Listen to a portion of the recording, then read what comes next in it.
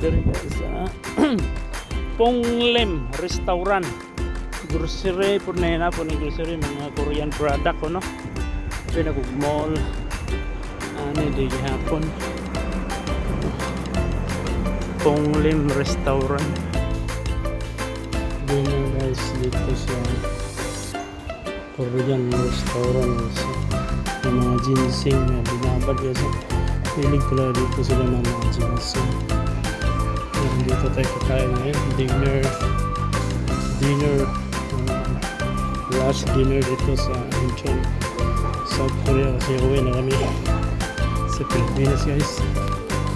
Ito na yung pagkain namin.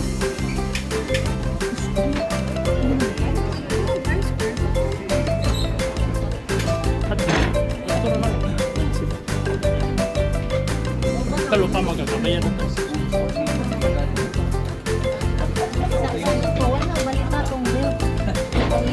Dinner Incheon, South Korea before going to airport.